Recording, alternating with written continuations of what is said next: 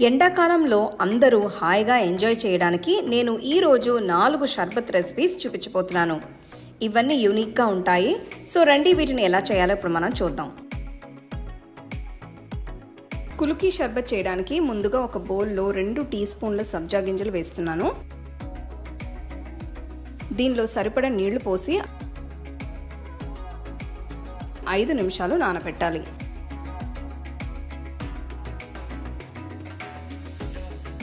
ఇప్పుడు ఒక నిమ్మకాయని ఇలా ఒక చిన్న స్లైస్ లాగా కోసిన తర్వాత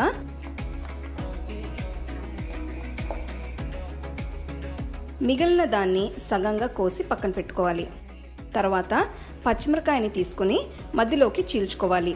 ఇలా చేయడం వల్ల షర్బత్లో కొంచెం కారం ఫ్లేవర్ యాడ్ అవుతుంది.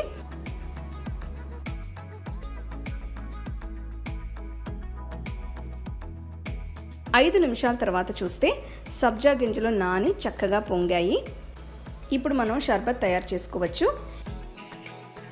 ఇది తయారు చేయడానికి ఒక గ్లాసులో ముందు కోసిపెట్టిన నిమ్మకాయ స్లైస్ని వేసుకోవాలి. దీని మీద చిటికెడు ఉప్పు వేసుకోవాలి. తర్వాత 2 టీ స్పూన్ల పంచదార వేస్తున్నాను. ఇది మీ టేస్ట్కి తగ్గట్టు అడ్జస్ట్ చేసుకోవచ్చు. మీకు నచ్చితే పంచదార బదులు తేనె కూడా వాడుకోవచ్చు. ఇప్పుడు నిమ్మరసం పిండుకోవాలి. ఒక గ్లాస్ షర్బత్కి ఒక నిమ్మకాయ రసం సరిపోతుంది.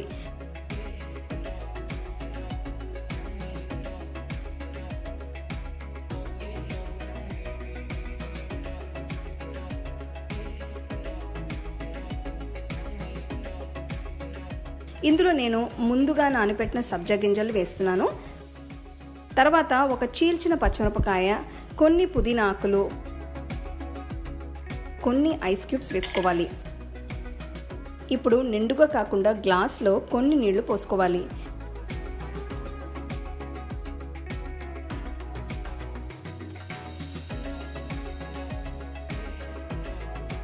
దీని మీద ఇంకొక గ్లాస్ పెట్టి మూసి షర్బత్ని ఇలా బాగా షేక్ చేసుకోవాలి.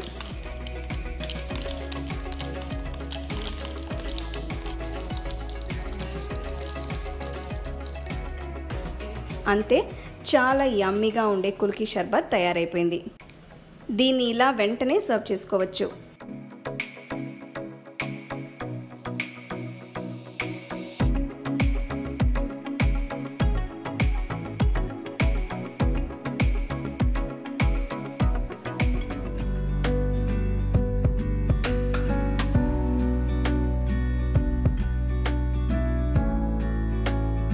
కస్టర్డ్ షర్బత్ కోసం ముందుగా నేను 2 రకాల జెల్లీ చేయబోతున్నాను.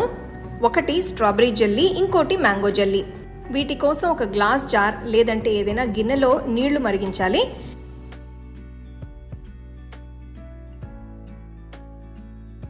నీళ్లు బాగా మరిగిన తర్వాత ఒక పెద్ద బౌల్లో 1.5 టీ కప్పులంతా నీళ్లు తీసుకుంటున్నాను.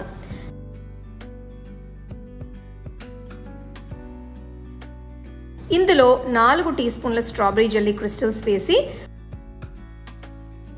అవి పూర్తిగా కరిగేంత వరకు అంతా బాగా కలపాలి.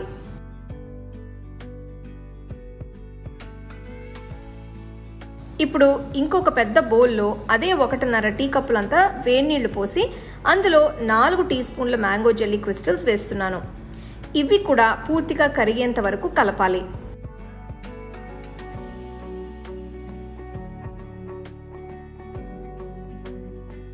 ఇప్పుడు ఈ రెండిటిని 2 సెపరేట్ టిన్స్లో వేస్తున్నాను.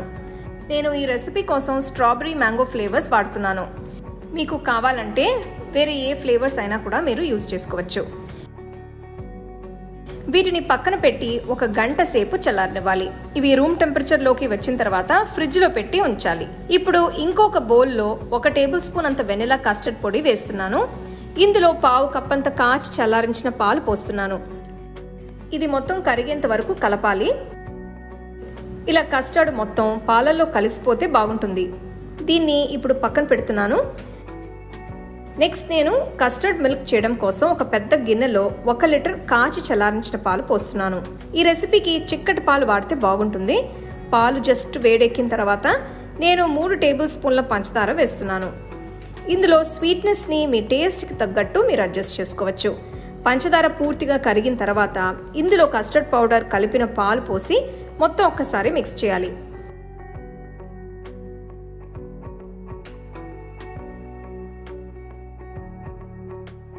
ఇప్పుడు ఇదంతా మళ్ళీ మిక్స్ చేసి కనీసం 5 నిమిషాలు మరిగించాలి. అప్పుడే ఇందులో ఉన్న పచ్చదనం పోతుంది.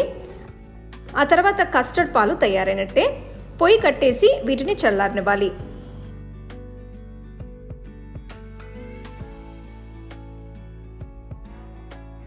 ఇవి రూమ్ టెంపరేచర్కి వచ్చిన తర్వాత ఫ్రిడ్జ్లో కనీసం 30 నిమిషాలు పెట్టాలి. నెక్స్ట్ నేను ఒక చిన్న బౌల్లో 1 టీ స్పూన్ అంత సబ్జా గింజల్ని తీసుకుంటున్నాను. ఇందులో కొన్ని నీళ్లు పోసి వీటిని నానబెట్టాలి. మీకు చియా సీడ్స్ ఇంకా సబ్జా గింజలు చూడడానికి ఒకేలాగా ఉన్నా రెండు వేరు. ఈ సబ్జా గింజలు ఇలా నానబెట్టి తీసుకోవడం వల్ల బాడీలో ఎక్స్ట్రా హీట్ ఉంటే తగ్గిపోతుంది. సో నేను వీటిని ఒక పావు గంట సేపు పక్కన పెడుతున్నాను. నెక్స్ట్ నేను 1 గంట పాటు సెట్ చేసిన జెల్లీని చిన్న పీసెస్గా కట్ చేస్తున్నాను. ఇవి కత్తితో కోస్తే ఈజీగా కట్ అవుతాయి. ఏదైనా స్పాచులాతో ఇలా లైట్గా బయటకు తీస్తే సరిపోతుంది.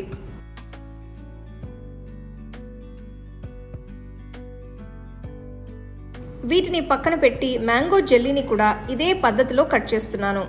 పిల్లలుంటే ఇలాంటి ఒక 2 జెల్లీ క్యూబ్స్ ఇవ్వండి, ఎంజాయ్ చేస్తారు.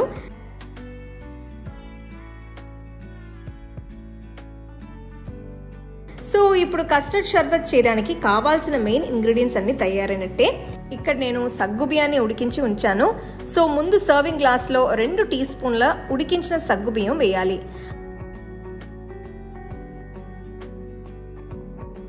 ఆ తర్వాత 2 టీ స్పూన్ల నానబెట్టిన సబ్జా గింజలు వేస్తున్నాను.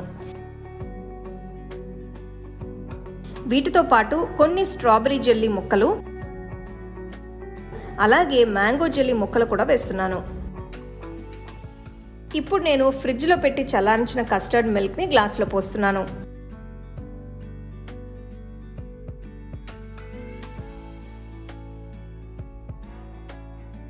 ఒక పెద్ద స్పూన్ ఉంటే ఇలా అంతా ఒక్కసారి మిక్స్ చేయాలి. చివరగా వీటిపైన సన్నగా తరిగిన బాదాం పప్పులు, సన్నగా తరిగిన పిస్తా పప్పులు వేసి గార్నిష్ చేస్తున్నాను. అంతే, ఎంతో రుచిగా ఉండే కస్టర్డ్ షర్బత్ తయారైనట్టే. దీన్ని చల్లగా సర్వ్ చేసుకుంటే భలే బాగుంటుంది.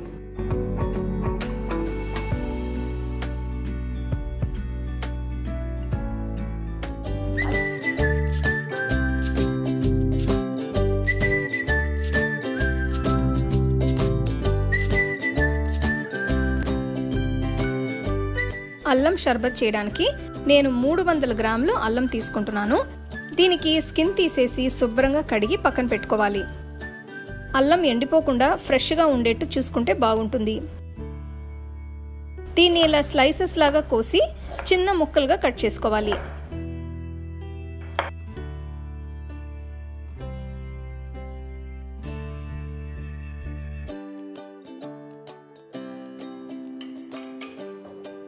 అల్లం సిరప్ చేయడానికి ఒక సాస్ పాన్లో 5 కప్పులు నీళ్లు పోసుకోవాలి. ఇది 250 ml కప్. తర్వాత 2 కప్పుల తరిగిన అల్లం ముక్కల్ని వేస్తున్నాను.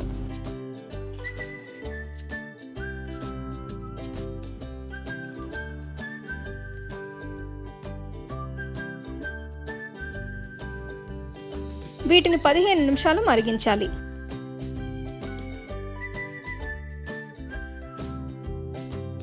పదిహేను నిమిషాల తర్వాత చూస్తే అల్లం నీళ్లు బాగా మరిగి డార్క్ బ్రౌన్ రంగులోకి మారతాయి. ఇప్పుడు పొయ్యి కట్టేసి దీన్ని వడకట్టుకోవాలి.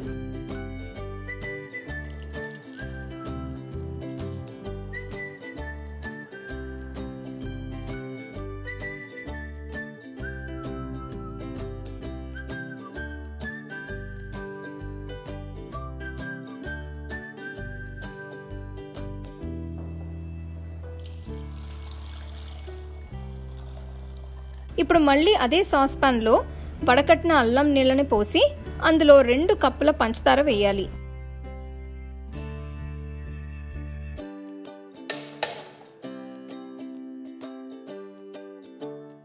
పొయ్యి వెలిగించి ఈ మిశ్రమాన్ని చిక్కటి సిరప్ కన్సిస్టెన్సీ వచ్చేంత వరకు మరిగించాలి.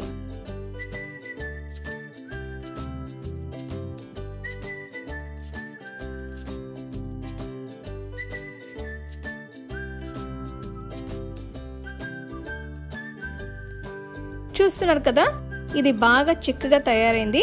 ఇప్పుడు పొయ్యి కట్టేసి ఈ మిశ్రమాన్ని చల్లారనివ్వాలి.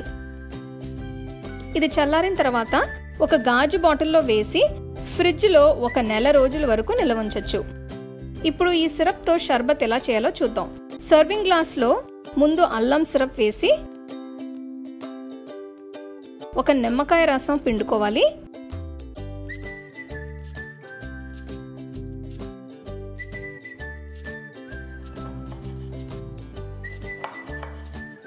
తర్వాత కొన్ని నిమ్మకాయ స్లైసెస్ వేసి కొన్ని పుదీనా ఆకుల్ని మెదిపి వేసుకోవాలి.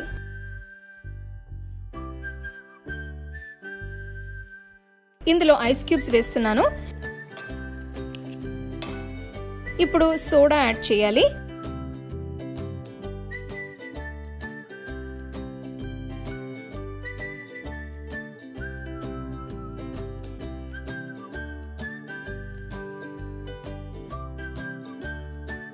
ఒక స్పూన్తో బాగా కలిపిన తర్వాత అల్లం షర్బత్ని వెంటనే సర్వ్ చేసుకోవచ్చు.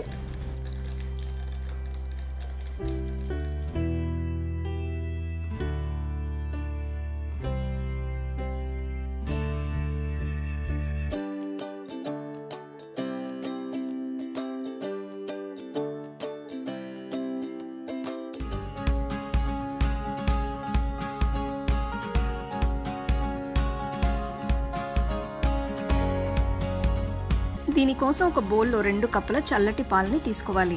ఇది 250 ml కప్, అంటే నేను 1/2 లీటర్ పాలని తీసుకుంటున్నాను. ఈ రెసిపీ కోసం ఫుల్ క్రీమ్ మిల్క్ అంటే చిక్కటి పాలని కాచి చల్లారనివ్వాలి. ఆ తర్వాత వీటిని ఫ్రిడ్జ్లో పెట్టి చల్లగా చేసిన తర్వాత ఈ షర్బత్ని తయారు చేసుకోవచ్చు.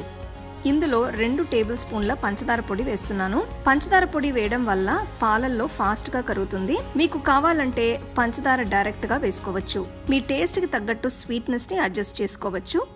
తర్వాత 2 టేబుల్ స్పూన్ల రోజ్ సిరప్ వేస్తున్నాను. ఇదంతా బాగా కలపాలి.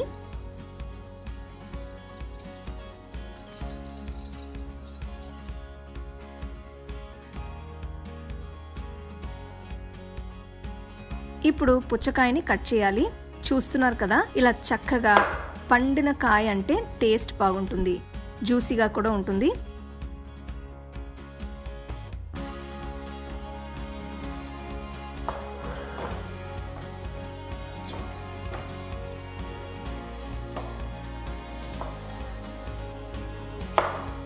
ఈ డ్రింక్ కోసం వీటిని చిన్న ముక్కలుగా కట్ చేస్తేనే బాగుంటుంది.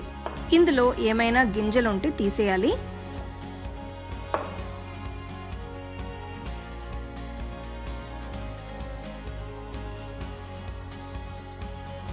తయారు చేసిన రోజ్ మిల్క్లో ఐస్ క్యూబ్స్ వేస్తున్నాను. ఆ తర్వాత కట్ చేసిన పుచ్చకాయ ముక్కల్ని వేసుకోవాలి.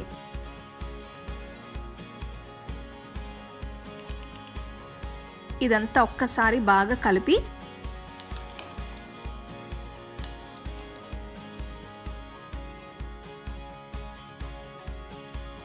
సర్వింగ్ గ్లాస్లో సర్వ్ చేసుకోవచ్చు. ఈ షర్బత్స్ అన్నీ చల్లగా తాగడానికి ఎంత హాయిగా ఉన్నాయో నేను మాటల్లో చెప్పలేను. సో తప్పకుండా వీటిని ట్రై చేసి చూడండి. అలాగే నా వీడియోస్ అన్నిటినీ మీరు మిస్ అవ్వకుండా చూడాలంటే హోమ్ కుకింగ్ తెలుగు ఛానల్ని లైక్ చేసి, షేర్ చేసి, సబ్స్క్రైబ్ చేయండి. The second edition of our home cooking book is now available on our website 21frames.in. I'll give you the link in the description. You can go and check it out. The book is currently available only in India for now, so you can place your orders on 21frames.in.